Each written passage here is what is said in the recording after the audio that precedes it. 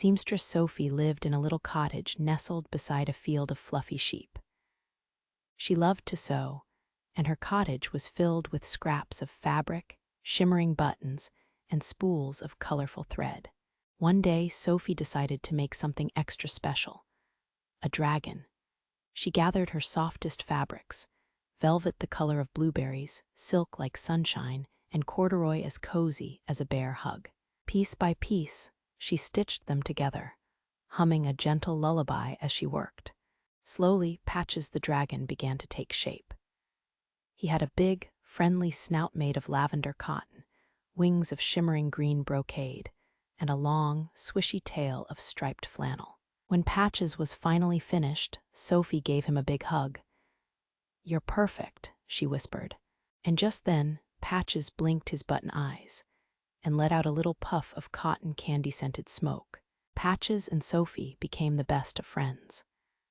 They spent their days exploring the fields, Patches soaring gently above Sophie as she gathered wildflowers. At night, Patches would curl up beside Sophie's bed, his patchwork body warm and comforting.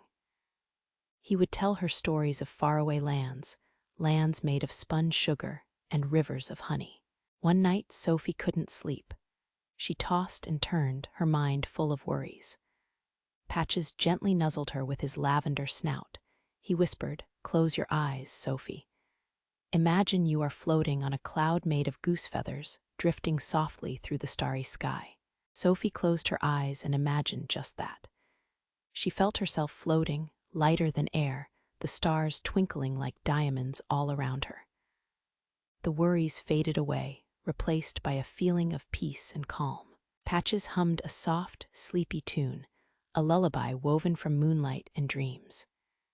And as the stars twinkled and the soft lullaby filled the room, Sophie drifted off to sleep, Patches the patchwork dragon watching over her with love and warmth.